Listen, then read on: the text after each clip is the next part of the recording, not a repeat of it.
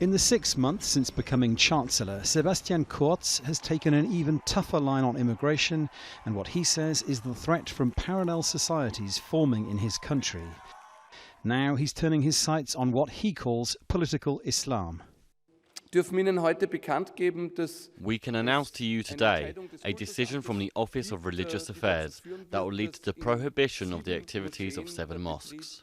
This means dissolving the Grey Wolves Mosque and secondly shutting down the Arab cultural community that operates a total of 6 mosques. In addition to the closures, these measures could also see dozens of imams face expulsion from Austria, several of whom ministers in Vienna believe are funded by elements inside Turkey.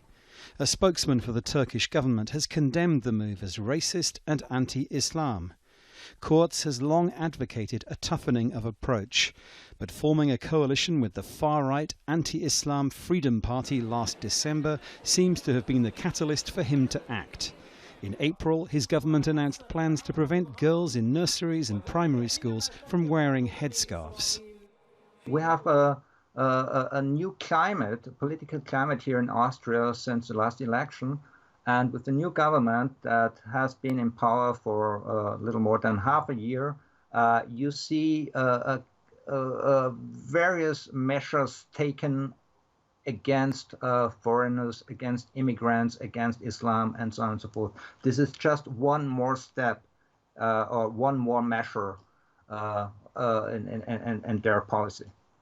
And that's what will interest far-right movements across Europe, but particularly in France, the Netherlands and here in Berlin, where the Alternative for Germany party made a parliamentary breakthrough in last year's election on a platform of opposition to Islam. Dominic, Kane, Al Jazeera, Berlin. FARID HAFEZ from Georgetown University says the Austrian government is trying to interfere in religious affairs. It is a message that is intended to be sent out to the Austrian electorate.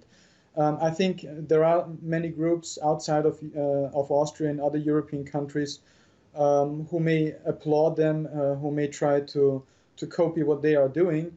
But we have to understand that also the state-church relation is very different in various countries throughout Europe. So Austria has a kind of a very specific understanding of what secularity and secularism should look like. And what they are doing at the moment is trying to interfere into religious affairs. So while in the United States you have the understanding that secularism means that the state is far away from religion, in Austria, in terms of the Muslims only, it seems that they are trying to really define what a good religion should look like and what a bad religion should looks like.